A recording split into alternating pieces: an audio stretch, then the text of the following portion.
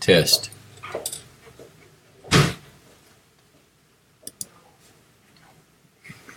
No sound. There's no blips, no. Test. Test. I don't know what I just did there, but I think I might have fixed it. You always said, if anybody can hear me, type in and let me know. I tried that. You tried that. Test, test.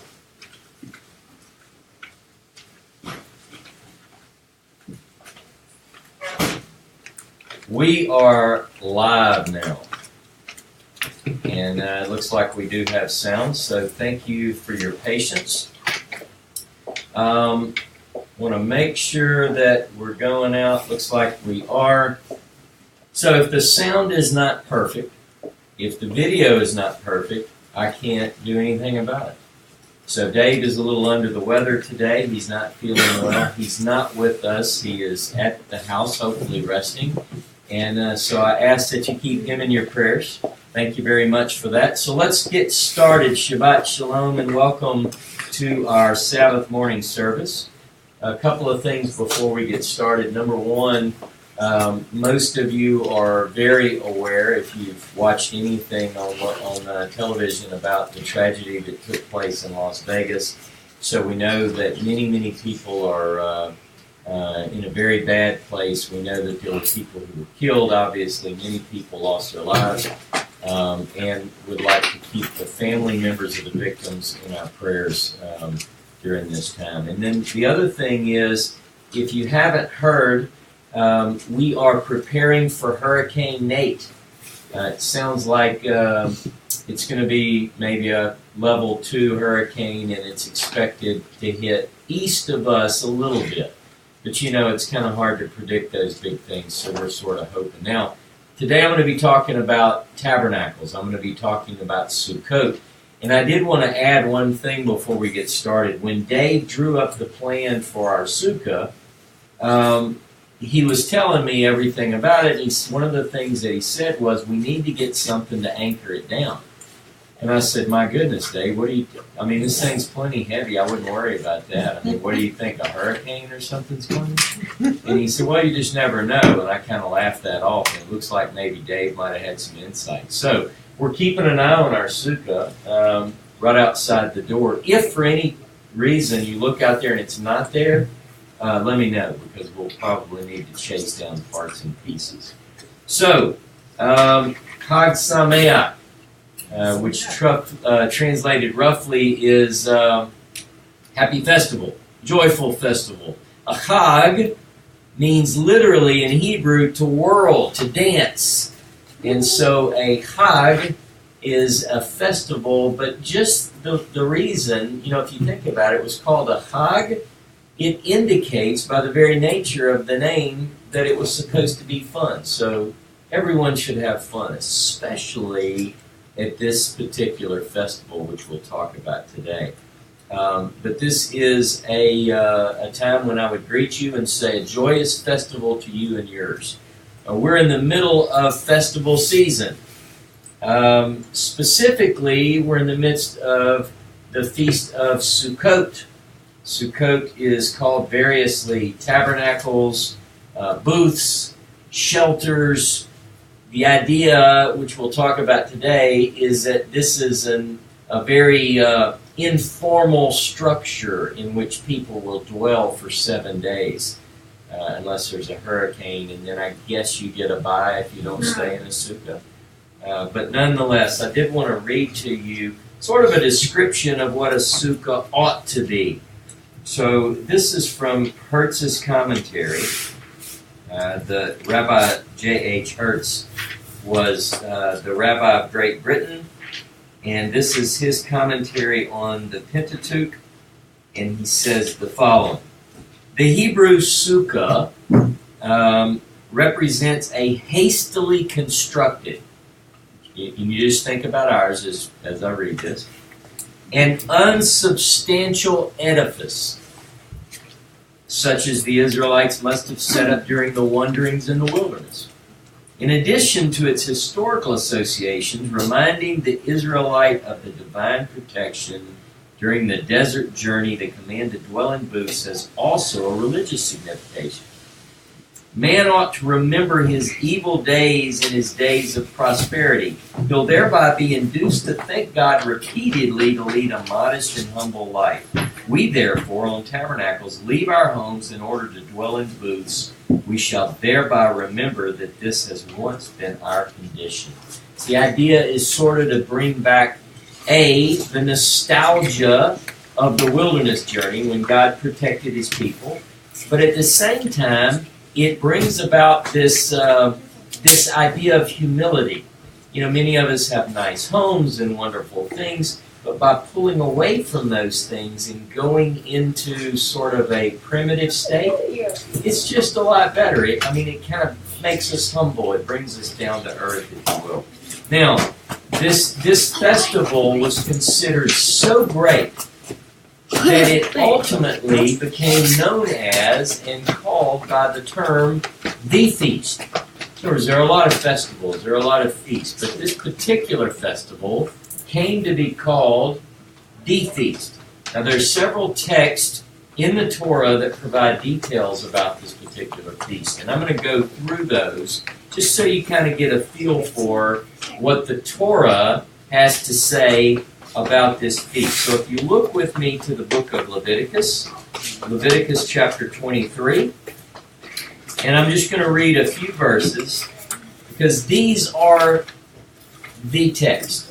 So if you go to Leviticus 23, we're going to go to verse 33 and follow. 23, 33, and follow. And the Lord said unto Moses, say to the people of Israel, on the 15th day of the 7th month, and for 7 days is the feast of booths to Jehovah. On the first day shall be a holy convocation. You shall do no laborious work. 7 days you shall present offerings by fire to Jehovah. We're not going to do that part, by the way. On the 8th day shall be a holy convocation, and present an offering by fire to Jehovah. It's a solemn assembly. You shall do no laborious work. So here we go. These are the facts that we have from Leviticus 23 from what we've read so far. It's holy. The day is we talked about this in the last couple of feasts. A Mikra Kodesh, a holy assembly, a holy convocation is the way King James puts it. But it's also very specific that on the first day and the last day, you're to do no work.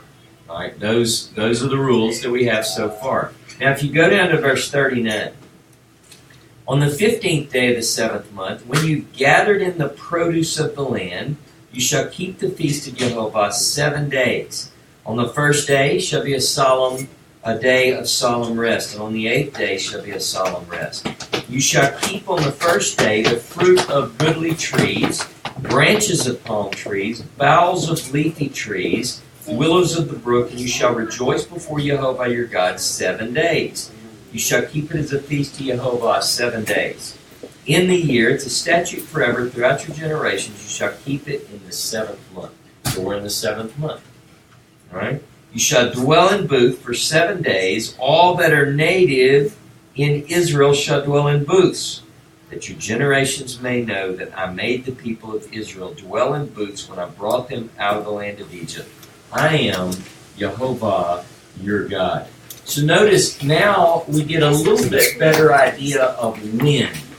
So notice very clearly that the text says that when you bring the produce in. So it's at the end of the harvest time. You bring the produce in. 7 days you keep it. First and the last day are holy days. And then notice in verse 40, it gives us a little detail around what you're to do. It talks about bringing these branches in and preparing. Now we have a few branches. We don't have as many branches as I would like this year, but it's nonetheless, it tells you what to do now. You know when, you know for how long, you know what you're supposed to do. Now, look at verse 40 again. And you shall rejoice I'm going to be focusing on this as well as other points in the class, but I want you to notice that here, you is in the plural, and you shall rejoice, and you're going to dwell in booths. Now the question becomes why? You know, because you go, well, because God said. I mean, that's one reason why. But he wants us to remember. Now, not all festivals are directly associated with a historical event, whereas this particular festival, on this between the 15th and the 21st day, it says that you're going to do this for 7 days to remind you that God had us dwell in booths in the wilderness. So we get the why. So we've got this kind of running tally. It's like a reporter. You go, who, what, when, where, why. And you cover this in every one of these texts, but not necessarily. You have to bring them all together to get the whole story. Now go with me to Deuteronomy. I want to lay the groundwork first. So if you go to Deuteronomy 16, Deuteronomy 16, beginning in verse 13. You shall keep the Feast of Booths 7 days. When you make your ingathering from your threshing floor and your winepress, you shall rejoice in your feast, you, your son, your daughter, your manservant, your maidservant, the Levite, the sojourner, the fatherless, and the widow who are within your towns. For 7 days you shall keep the feast, Jehovah your God, at the place which Jehovah shall choose. Because Jehovah your God will bless you in all your produce and in all the work of your hands, so that you will be altogether joyful. Notice again, we cover the same points. 7 days, when you gather in the harvest. And then it says to rejoice. Now notice here it's in the singular. And you shall rejoice. So it begins to be a very personalized. So in the first passage that we read in Leviticus 23, it's in the plural. You, y'all rejoice. Here it becomes very specific. Notice in verse 14, it covers basically everybody. You, your son, your daughter, your maidservant, your manservant, the Levite, the widows. So you becomes everyone basically. Now, the reason for the rejoicing, because some people might say, well, how do you just whip up joy? I mean, how is it that you just, it says to be joyful, but how is it that you just make that happen? I mean, this is a commandment, right? You shall rejoice. But you go, what if I don't feel like rejoicing? Because some people, I mean, I'm being a little bit funny, but some people are really going through a difficult time. The idea is that the blessings would have come. You're bringing in the harvest, and the idea is that you won't have to worry about the command to rejoice. You'll be happy. You know, all this prosperity, everything's going in our favor, and so forth. But in this particular passage, Jehovah will bless you.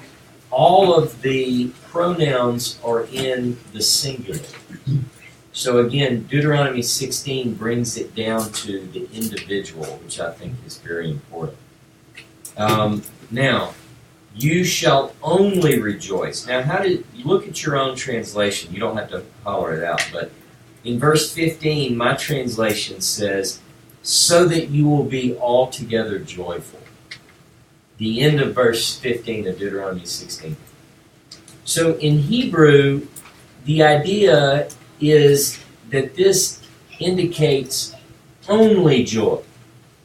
So it's like the Hebrew phrase there indicates not only that you're to be joyful, but that's all you can do. So don't be kind of halfway joyful and kind of halfway sad. Be joyful. Altogether. Only. Altogether meaning only. Right? Surely. It's sort of a directive that pins this down. Now I want to keep going in Deuteronomy 16.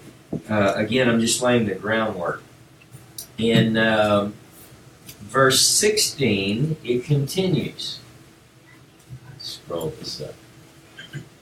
All right, in verse 16 it says, 3 times a year all your males shall appear before Jehovah your God at the place which he will choose, at the Feast of Unleavened Bread, at the Feast of Weeks, and at the Feast of Booths. So in Deuteronomy 16, beginning in verse 16, we begin to focus on three major, what some call pilgrim festivals, right? All right, and you'll notice there the Feast of Unleavened Bread, Feast of Weeks, Feast of Booths. They shall not appear before Jehovah empty-handed. Every man shall give as he is able, according to the blessing of Jehovah your God, which he has given you. Okay? So, 3 times in a year, at a place chosen by Jehovah, people, the males were required to go, and they couldn't go empty-handed. They had to bring an offering, basically, right? And it says that they're going to do this during 3 particular periods. Go with me to Exodus 23. Exodus chapter 23. And I want to begin in verse 14. If a man, 3 times in a year, Exodus 23:14, you shall keep a feast to me.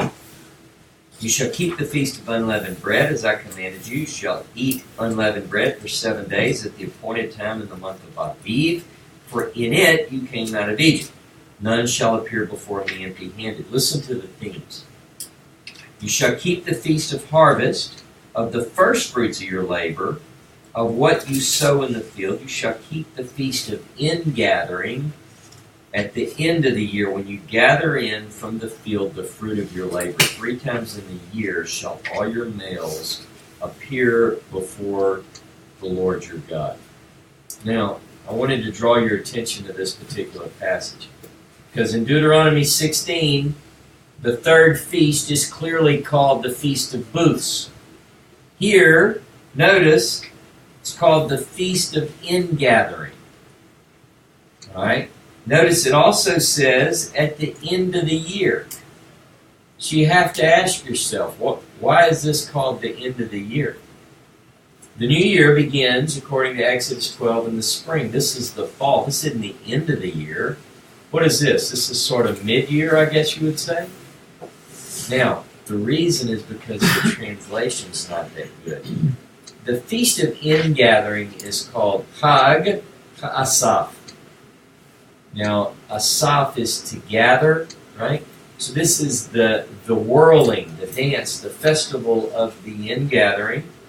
Where it says the end of the year, in Hebrew, it's the going out. Literally, the going out. So what I want you to understand, now there's a big debate among academics.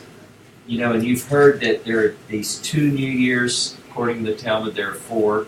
But people talk about the civil calendar, the religious calendar. The idea I want you to get is that when you begin in the spring and you approach the fall, think of it more of a circuit. The year is going out. You're on a downhill. You've made the loop. You're in the final lap, if you will. So that's what we're talking about here. Now, go to Exodus 34. Exodus 34, beginning in verse 22. You shall observe the Feast of Weeks, first fruits of wheat harvest, the Feast of Ingathering. There we are again. Remember, ingathering is our Feast of Booths. At the year's end. 3 times in a year shall all your males appear before Jehovah your God, the God of Israel, for I will cast out nations before you, enlarge your borders, neither shall any man desire your land when you go up to appear before Jehovah your God 3 times in a year. All right, again, we have at the year's end, right? But notice here, in the Hebrew, it's actually the turn of the year. So that kind of backs up what I said about Exodus 23.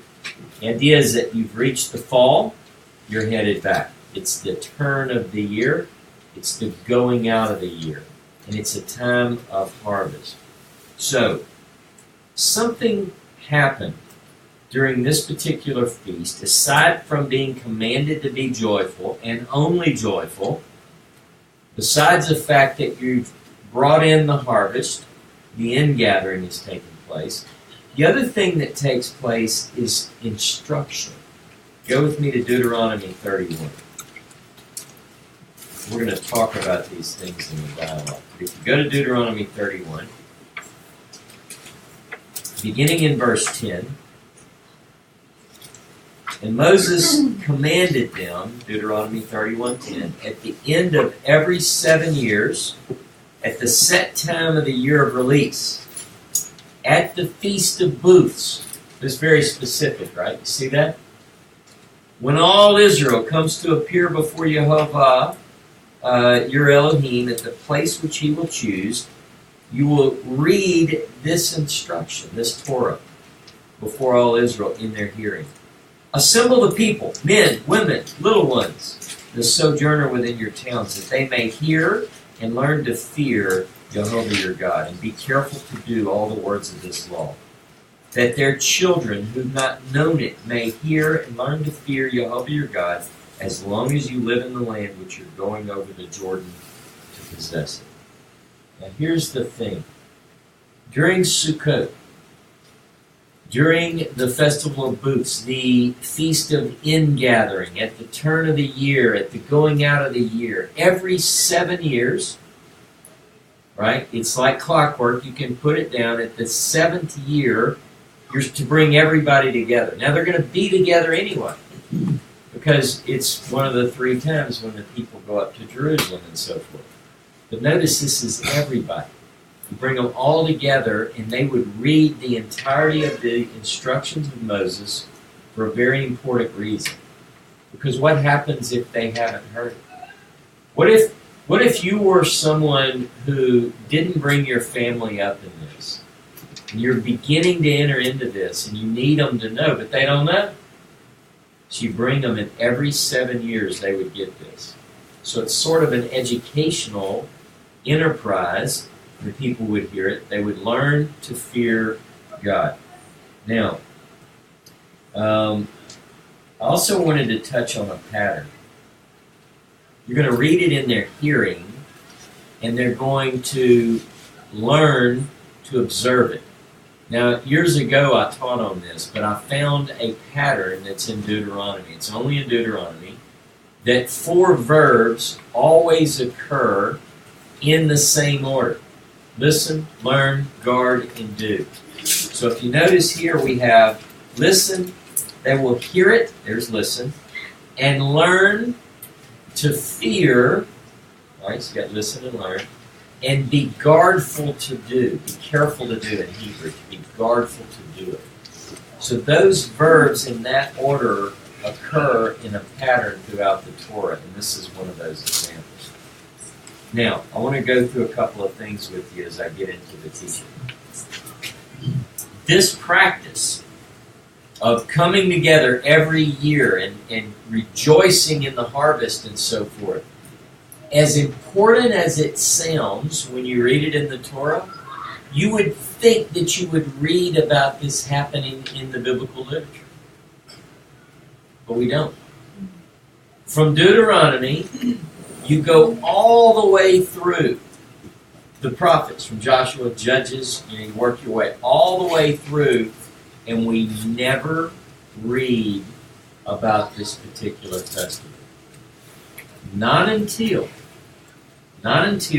we get to 2 Chronicles. I'm going to give you an example.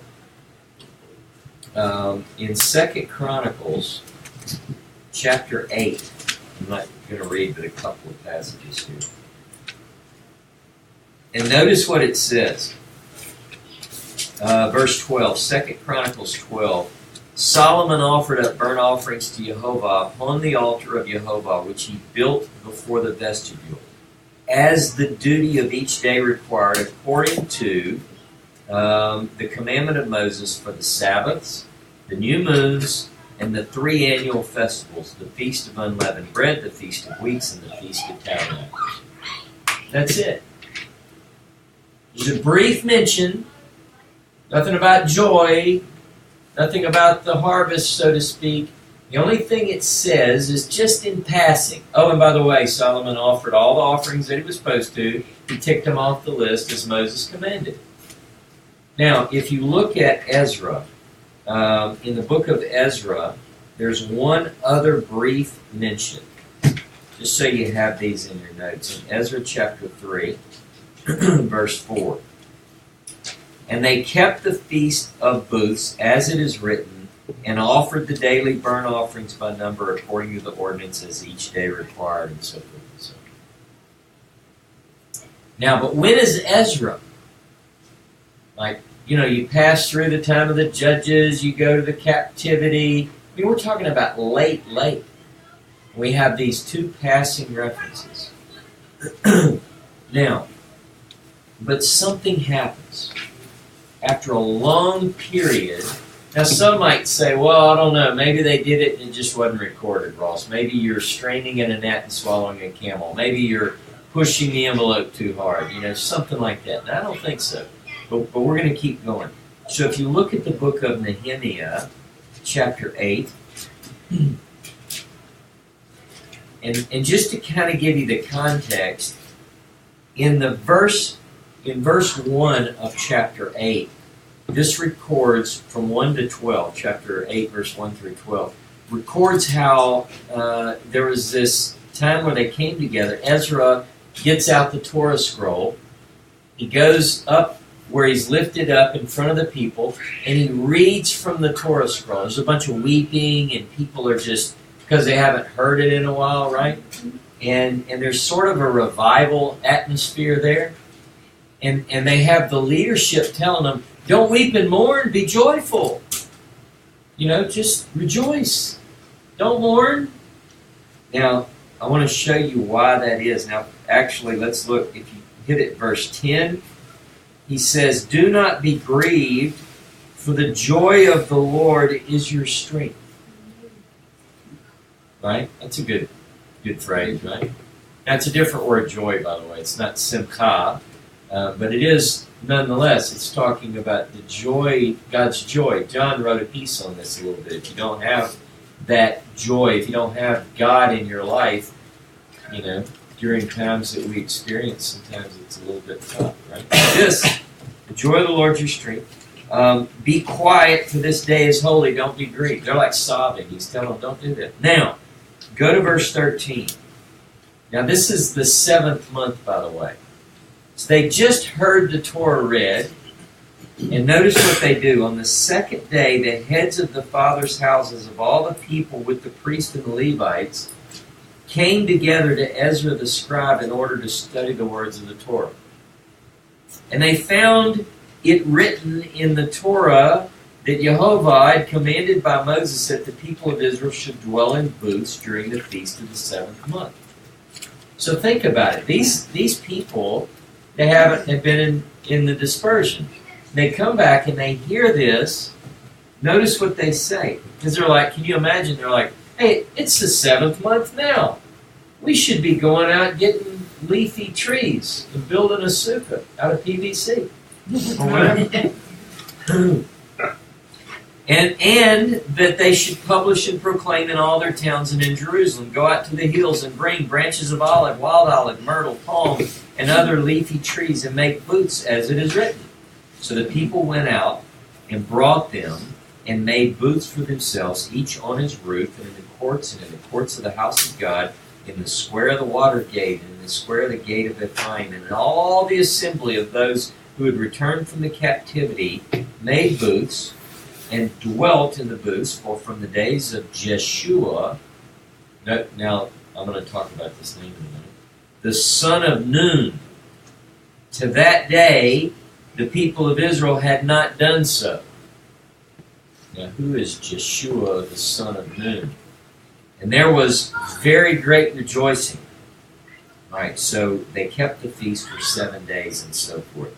Now, the point that I wanted to make is that this particular reference here, now this could be somebody named Jeshua, whose father was the son of Nun.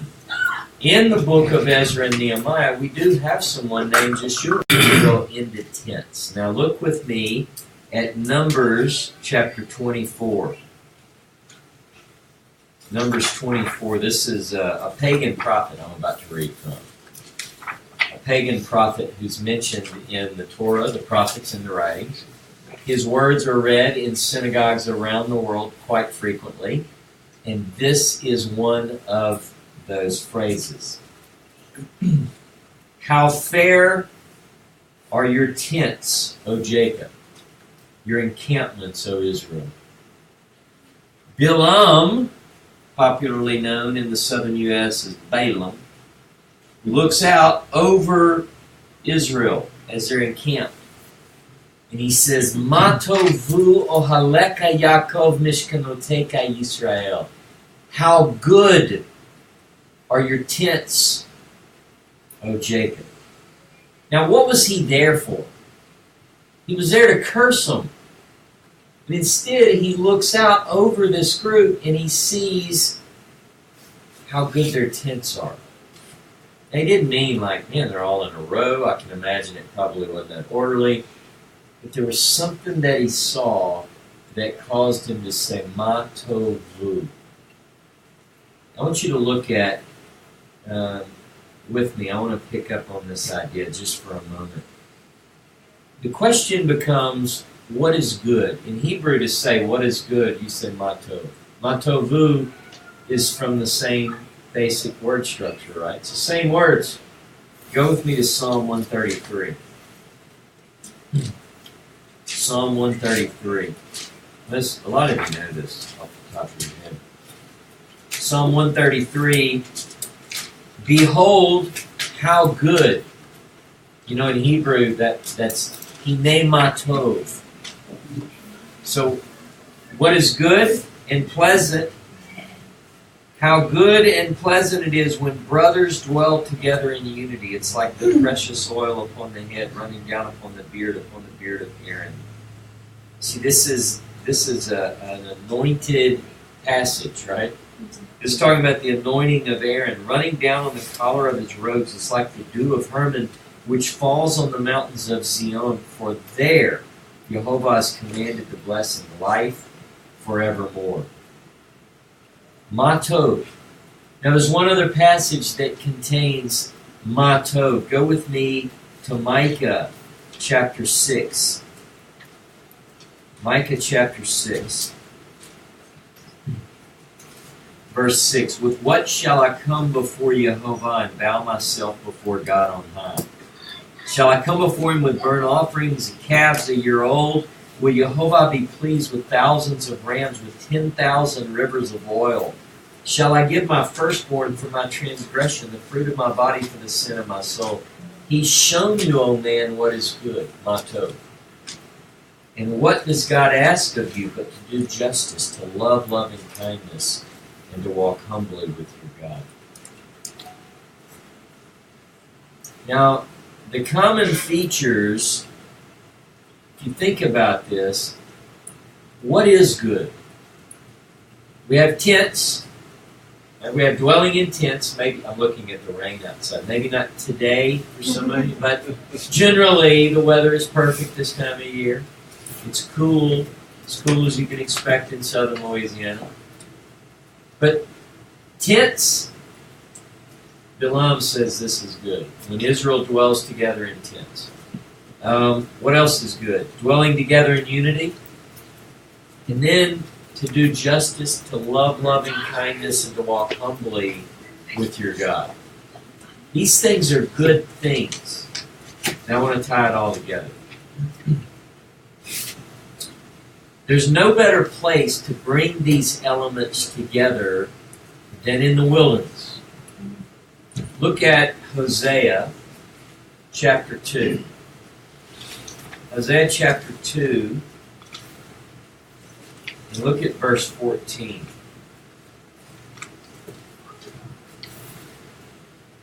Therefore, behold, this is talking about Israel, Joseph. I will allure her and bring her into the wilderness and speak tenderly to her. There I will give her her vineyards and make the valley of Achor a door of hope. There she shall answer as in the days of her youth, as at the time when she came out of the land of Egypt. I want you to think about when God talks about restoring Israel, he makes references to the rescue of Israel in the first place. He's always talking about it's going to be like those days. You know when you were in Egypt and I brought you out? Oh, and you dwelled in tents, and you're going to be in tents again. See, the image is that it's comparable to, though exceeding the brilliance of the first one.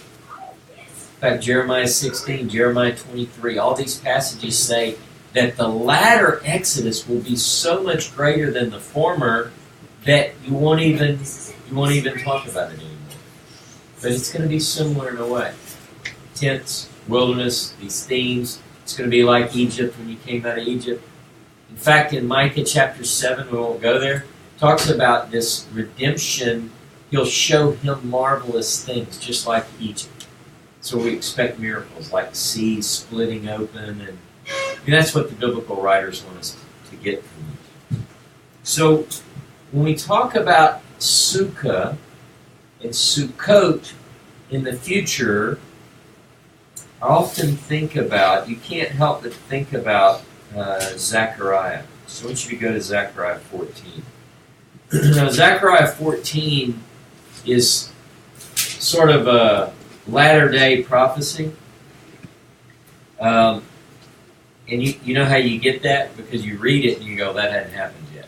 And the other clue to this is it says in days to come, right? So if you look at it, behold, verse 14, chapter 14, verse 1, behold, a day of Jehovah is coming. And then it goes into this prophecy. And when you read Zechariah 14, it's got some incredible language there. This is called the day of Jehovah, right? The day of the Lord. You read through here, and this is some incredible stuff going on. Just to give you a couple of points. Verse 2, I will gather all nations against Jerusalem to battle. Now, some might say, well, that's already happened. Oh, really? Keep reading. And the city shall be taken, the houses plundered, the women ravished. Half of the city shall go into exile, but the rest of the people shall not be cut off from the city. Then Jehovah will go forth. This isn't talking about a Messiah. Jehovah will go forth and fight against those nations as when he fights on a day of battle. On that day, his feet shall stand on the Mount of Olives, which lies before Jerusalem on the east. And the Mount of Olives shall be split in two from east to west by a very wide valley, so that one half of the mount shall withdraw north, the other goes south. So then there's this great rift created right there in Jerusalem. It goes straight through the Mount of Olives. If you've ever been there, you can know directionally what this is going to split, right? It's going to be an incredible earthquake. Notice, and the valley of my mountains shall be stopped up, for the valley of the mountains shall touch the side of it. And you will flee as you fled from the earthquake in the days of Uzziah, king of Judah. Then Jehovah your God will come, and all the holy ones with him. Now, a lot of people think about, what do they think about? When they read this, they think Messiah. The Messiah's coming back, and so this isn't talking about the Messiah at all. It's just not. I mean, it's very clear what it's talking about. The language could not be clearer. But when you read in verse 3 that it says Jehovah will go forth and fight, what image should you think about? The Exodus from Egypt, right? In Exodus 15, in the Song of Moses, one of the things that it says is that Jehovah is an Ish Milchama, a man of war. The image was that God went forth and fought on behalf of his people. And that's what this is talking about. All right? Now, again, it's not a Messiah, so don't be confused. Now, I want you to look at verse 9. And Jehovah will become king over all the earth. On that day, Jehovah will be one, and his name one. Now, one thing you might be wondering is, why are we talking about this on Sukkot? The question becomes this.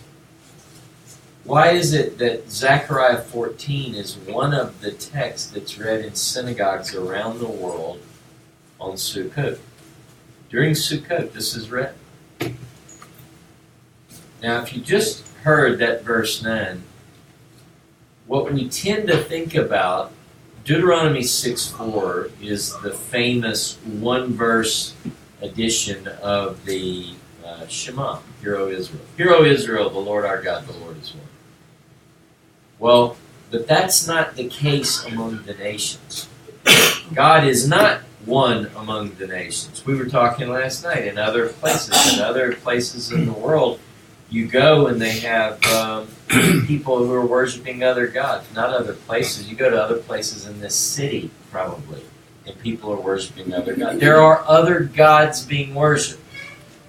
And you might say, well, they're not real gods. Well, nonetheless, people are worshiping no gods.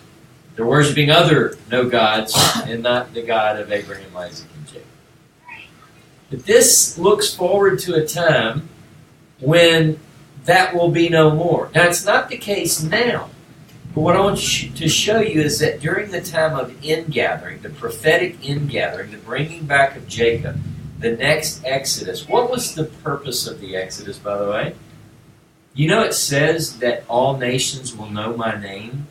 The idea that even the non-Israelites would know God's name. And they'll know my name, and they'll know my power. So this second Exodus, and by the way, after the first Exodus, people did know. Throughout the ancient world, they had heard. We heard that God opened the sea, and you came through on dry land. Well, the next stories are going to be even more fantastic. They're going to be like, man, we heard this happen in the Gulf of Mexico, and whatever. People are going to have these cool stories. And there'll be people, of course, you won't need teachers then, because it says you won't need a teacher, Jeremiah 31. But here's the idea. As these elements come into place, somehow we've got to go from having people worshiping other gods to worshiping the only God. Well, I want to show you something. Go with me to Micah chapter 4. Micah chapter 4. Now, I love this because it mixes where we're at now versus where we're going. And it's all in the same chapter, but you have to follow the white spaces to get it. Micah chapter 4. I'm just going to begin reading in verse 1. And it shall come to pass in the latter days that the mountain of the house of Jehovah shall be established as the highest of the mountains and shall be raised above the highest hills. See, this hadn't happened yet. Everybody agree we're talking prophetically? And people shall flow to it.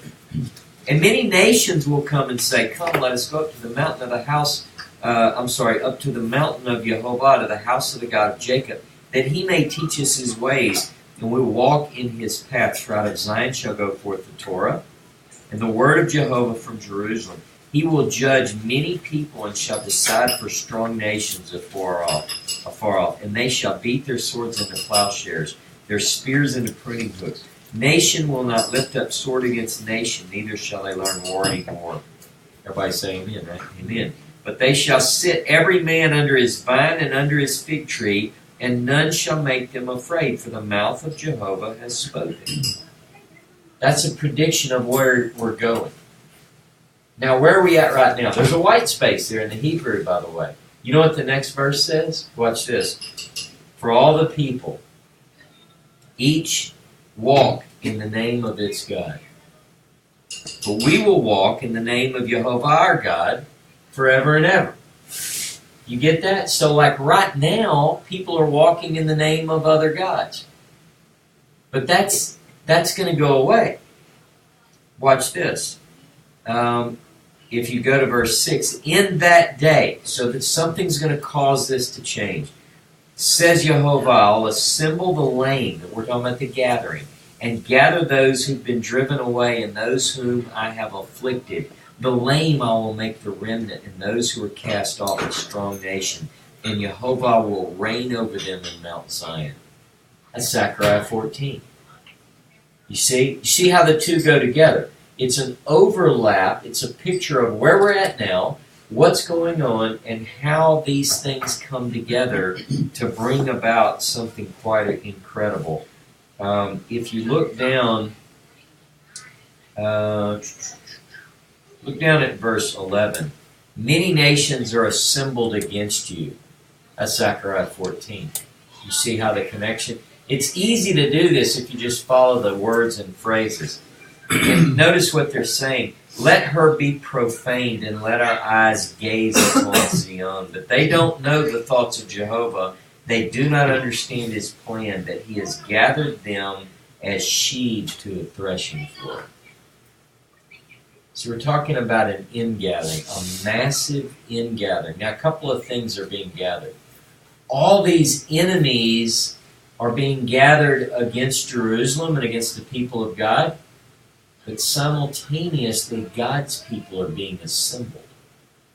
So it's this major gathering. Well, when would it happen? It's interesting that it's going to happen, and in context we get a picture of that. So if you look at, go with me to Zechariah 14 one more time.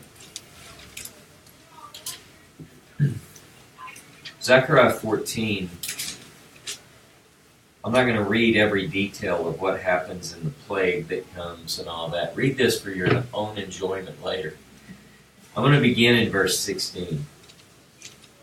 This is the aftermath. Then after, in other words, everyone that survives of all the nations that have come against Jerusalem. So we just read about people coming against Jerusalem. Now they originally came against Jerusalem to attack it. Get that. Understand that. This is not a, hey, we're here just to visit. This was a bad deal. But now look. Everyone that survives of all the nations that have come against Jerusalem shall go up year after year to worship the King, Jehovah of hosts, and to keep the Feast of Booths. Huh. How about that? And if any family of the earth do not go up to Jerusalem to worship the King, Jehovah of hosts, there will be no rain upon them. And we're doing it right here. We're getting rain in the middle of Sukkot, right? And if the family of Egypt do not go up and present themselves, then upon them shall come the plague with which Jehovah afflicts the nations that don't go up to keep the Feast of Booths. This shall be the punishment to Egypt and the punishment to all the nations that do not go up to keep the Feast of Booths. The idea is that if you don't go up, or if you don't send a delegate for your country gets no rain. These are the survivors. The Feast of Sukkot, tying this together, a.k.a. also known as the Feast of Ingathering. We talk about these themes, a time when Israel dwelled in tents, and it's beginning to happen again. Interestingly enough, 30 years ago, there weren't a lot of people keeping Sukkot. I mean, outside of people who grew up with the tradition, Judaism. But outside of Judaism, it just wasn't that big a deal. Google it now. We didn't have Google then either, by the way. But you couldn't have Googled it. But if you would have been able to Google it, you wouldn't have found this many. It's amazing. Christian groups, Messianic, Hebrew roots, whatever you want to call it, non-Jews, people who did not grow up in Jewish tradition, are chopping down bamboo and putting together sukkah made out of PVC or wood, or, I mean, these entire congregations. People individually are camping out in their yard with their children and their grandchildren.